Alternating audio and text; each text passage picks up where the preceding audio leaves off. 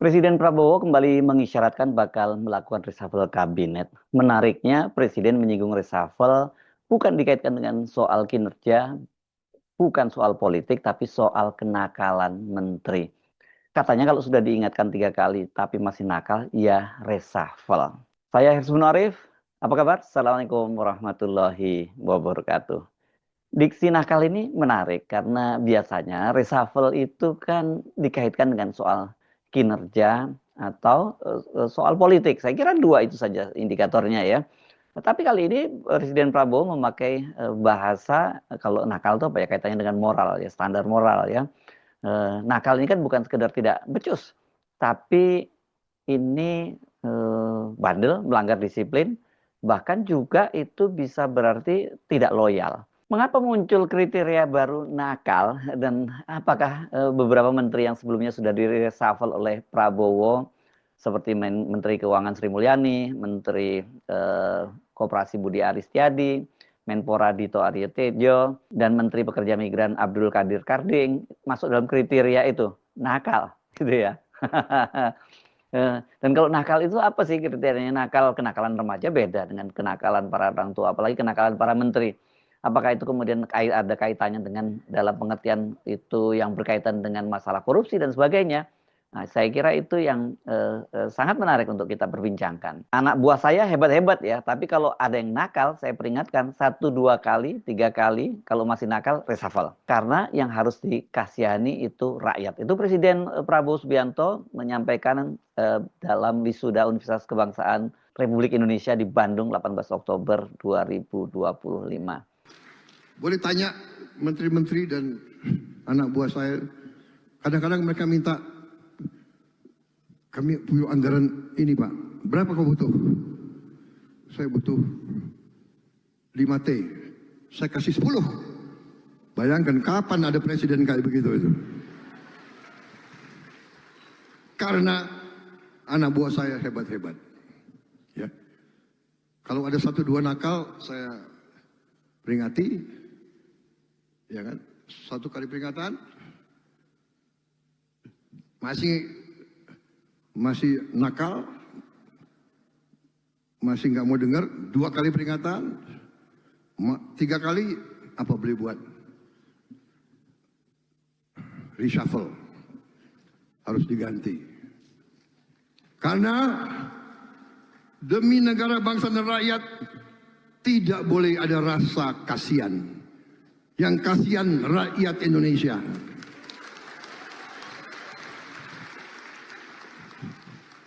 Saya nggak apa-apa dibenci, asal rakyat saya tidak benci saya.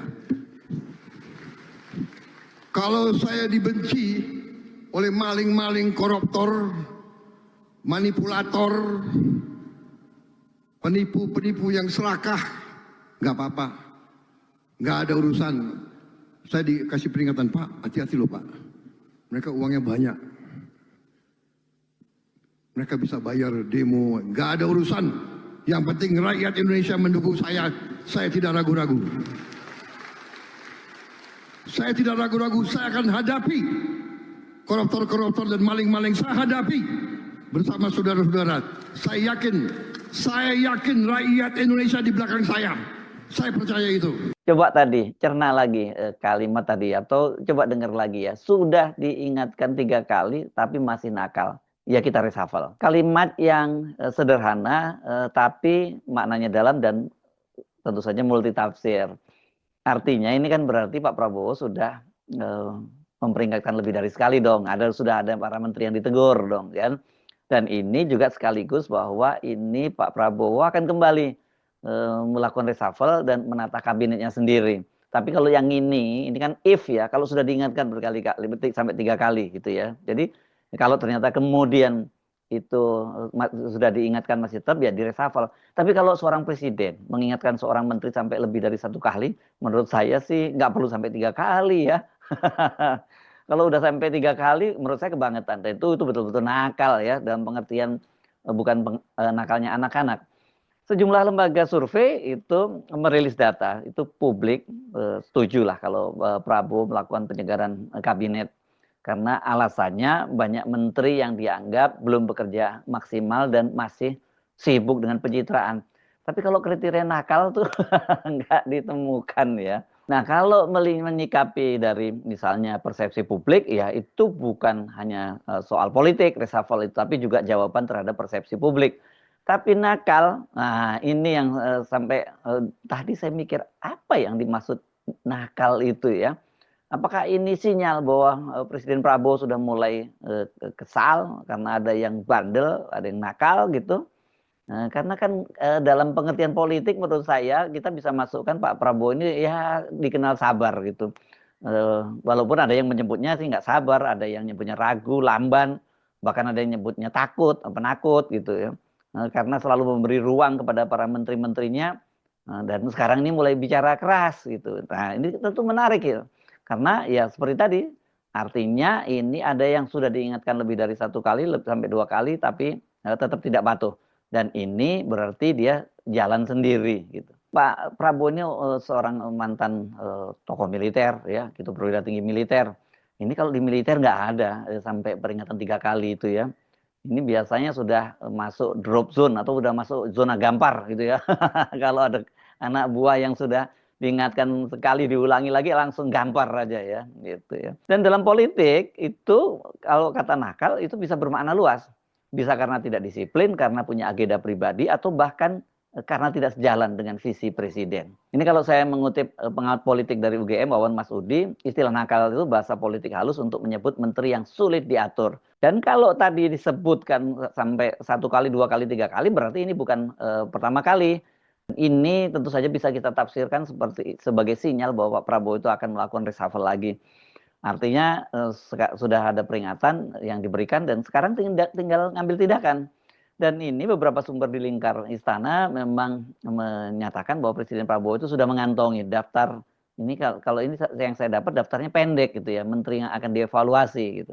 Karena banyak yang berharap sebenarnya daftarnya jangan pendek dong, yang panjang dong gitu. Dan terutama pasti sasarannya adalah yang kaitannya dengan mereka-mereka yang masih loyal dan terafiliasi dengan presiden sebelumnya yakni Joko Widodo. Nah ini menarik ya, berarti kriterianya bukan hanya kinerja tapi loyalitas ya, dan etika kerja.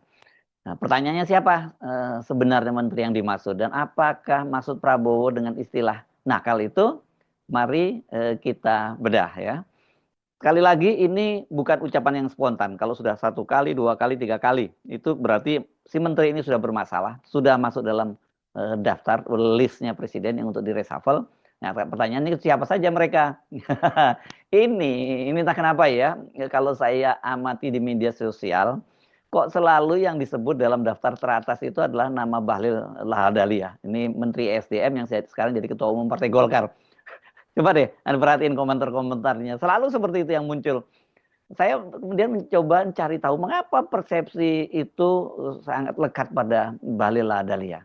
Apakah ini sekedar sentimen negatif saja gitu? Karena kalau kita membaca, ada nih lembaga survei, nanti pasti ada juga yang ngomong, alah survei kok dipercaya. Tapi nggak apa-apa, saya ingin memberikan apa ya, yang seimbang lah, penilaian seimbang. Ada persepsi dari para netizen, ada persepsi juga kemudian dari Pak publik yang dipotret dari lembaga survei. Walaupun banyak juga yang mengingatkan saya, Mas Ersu jangan pernah percaya lagi dengan lembaga survei ya, karena itu tergantung siapa yang bayar. Oke, nggak apa-apa. Ada pendapat yang seperti itu. Saya mencoba memaparkan data yang cukup berimbang dan silakan Anda nanti yang menilainya sendiri. Karena banyak juga itu analis yang menilai bahwa ini Bahlil ini lebih banyak melakukan apa ya? Dia lebih banyak melakukan manuver-manuver politik. Bukan fokus eksekusi pada bidang dia sebagai Menteri SDM gitu. Dan ternyata kan kebijakan-kebijakan dia juga banyak yang banyak persoalan. Kita ingat ketika baru pertama ya berapa bulan menjadi Menteri SDM kan, kemudian soal gas melon 3 kg. Kemudian yang sekarang ini banyak juga disoroti itu soal kelangkaan BBM di SPBU milik asing. Itu kan juga ada peran Bahlil di situ yang dipersoalkan oleh para netizen. Tapi ada juga pengamat misalnya dari UIN, Adi Prayitno menyatakan bahwa Bahlil ini perlu berhati-hati agar tidak tampak lebih sebagai juru bicara politik ketimbang pembantu presiden. Nah ini juga kan ada pernyataan, ada penilaian semacam itu ya. Dan popularitas tinggi atau kepuasan politik tinggi tidak selalu berarti kinerjanya terbaik. Karena itu lagi-lagi persepsi dari publik. Dan menurut Adi, ini reshuffle bisa jadi momentum untuk menegaskan batas itu. Nama lain yang banyak disorot itu adalah Menteri Desa dan Daerah Tertinggal, Yandri Susanto. Ini politisi PAN. Ini kan bahkan ini kan dia sudah mengundang kontroversi saat pertama kali dilantik ya. Pada waktu itu dia memanfaatkan fasilitas kementerian, kop surat dari kementerian untuk mengundang kepala-kepala desa untuk hadir dalam acara yang digelar oleh pesantren keluarganya ya. Dan banyak yang waktu itu penilainya bahwa ini adalah upaya dia untuk memanfaatkan fasilitas kementerian untuk memenangkan istrinya yang jadi calon kepala daerah. Tapi lagi-lagi ini kalau kita lihat dari survei opini publik, kok nama Yandri itu dibandingkan dengan tadi itu muncul dalam dua sisi yang berbeda. Populer tapi banyak disorot dan dianggap kontroversial. Misalnya survei dari PIN dan juga Sindonews menempatkan Yandri di jajaran menteri berkinerja yang baik.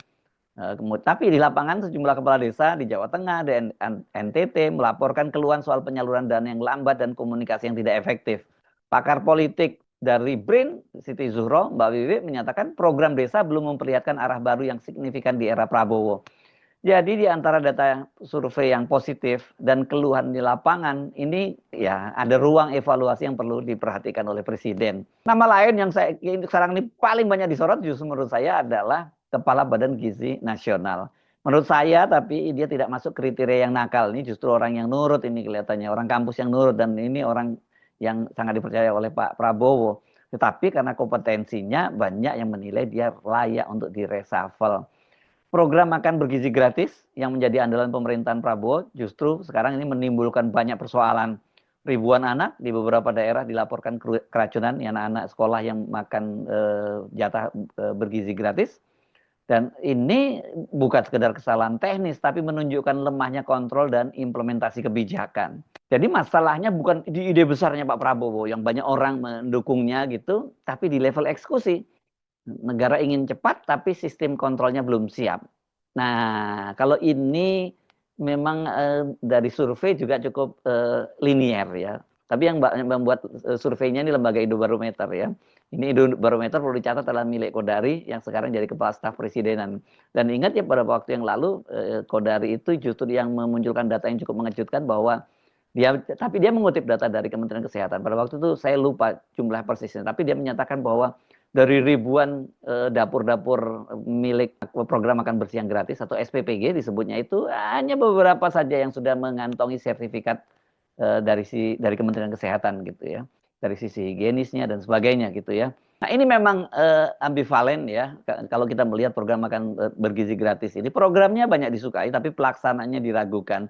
Dan karena itulah di sini pentingnya evaluasi termasuk yang menjadi penanggung jawabnya, yakni Kepala Badan Gizi Nasional. Ada juga menteri-menteri lain yang dinilai lamban menjalankan visi Presiden, misalnya sektor pangan, infrastruktur, hingga ekonomi digital. Bahkan juga ada menteri yang lebih sibuk dengan agenda partai ketimbang arahan Presiden. Ini kalau kriterianya nakal, itu tentu saja yang harus direshuffle adalah yang tidak loyal dan tidak disiplin. Jadi reshuffle itu bukan sekedar ganti orang, tapi juga bersih-bersih soal loyalitas. Karena sejak awal publik itu menilai kabinet Prabowo ini masih penuh wajah lama. Ya wajah Jokowi lah begitu ya. Dan reshuffle ini bisa jadi cut off yang halus terhadap pengaruhnya Jokowi. Tanpa perlu berkata langsung bahwa Prabowo menegaskan gitu ya. Bahwa saya pemimpin penuh bukan pelanjut siapapun. Itu kan yang sebenarnya sekarang banyak sekali didorong-dorong oleh para pengamat, para aktivis dan sebagainya. Harus ada cut off ya dengan Pak Prabowo. Jadi apalagi kalau menteri yang nakal itu, menteri yang terafiliasi dengan Joko Widodo ya langsung sikat aja, mestinya begitu ya. Tetapi tentu saja reshuffle itu tidak hanya sekedar nakal. Yang paling penting tadi itu soal dari sisi kinerja harus menurut saya bagus. Dari sisi politik yang ini berkaitan dengan loyalitas juga harus gitu. Tetapi kalau cuma loyalitas tapi kinerjanya tidak bagus, misalnya dalam hal ini menteri-menteri dari Gerindra sendiri, ya jangan ragu untuk di-cut off gitu. Tapi kalau balik lagi kita membahas soal diksi nakal yang digunakan oleh Presiden Prabowo, itu kan setidaknya ada dua hal yang dituntut, loyalitas dan kinerja. Kalau dua-duanya tidak ada, artinya menteri itu bukan aset tapi jadi beban, jadi liabilitas. Dan reshuffle itu juga pertaruhan besar ya. Ini kenapa kalau setelah ancaman keras begitu ya Pak Prabowo ini tidak ada yang ternyata tidak ada yang diganti, maka publik yang akan melihatnya hanya sebagai getakan politik saja, ini hanya omon-omon saja. Dan ini kalau udah terlalu sering omon-omon itu nanti publik akan kehilangan kepercayaan. Orang nggak akan nganggap lagi kalau ada omongan alah paling hanya omon-omon saja, hanya gertak sambal saja. Karena reshuffle itu kan bukan siapa yang diangkat, tapi siapa juga yang berani dicopot kan. Karena kekuasaan itu bukan diukur dari banyaknya perintah, tapi dari keberanian menegakkan disiplin. Presiden yang berani menindak menteri nakal itu bukan hanya memperkuat wibawa, tapi juga mengirim pesan bahwa era kompromi. Nah ini yang paling penting ya, era kompromi itu sudah selesai. Ini kan sudah 1 tahun, masih mau kompromi terus ya. Dan kemudian juga yang paling penting reshuffle itu sejatinya bukan soal mengganti nama di kursi kabinet, tapi ini soal arah baru pemerintahan. Harus itu juga jadi pertimbangan ya, cuma hanya ganti, nakal diganti, tapi kalau kemudian penggantinya juga tidak memberikan janji apa-apa terhadap arah kebijakan pemerintahan, ya ini tentu saja nggak ada gunanya. Nah ini yang mesti kita tunggu, apakah Pak Prabowo berani memilih jalan yang tidak nyaman, menyingkirkan yang loyal tapi tidak kompeten, dan mempertahankan yang mereka yang bekerja tanpa banyak bicara, publik menunggu. Dan mungkin ya ini untuk pertama kalinya setelah setahun berkuasa, Pak Prabowo itu sedang dengan menyatakan akan mereshuffle atau mencopot menteri-menteri nakal itu, Pak Prabowo sedang menguji dirinya sendiri. Ini apakah dia hanya presiden yang sekedar melanjutkan atau benar-benar seorang presiden yang memulai babak atau bab baru. Saya Harsuno Arif, sampai jumpa lagi. Wassalamualaikum warahmatullahi wabarakatuh.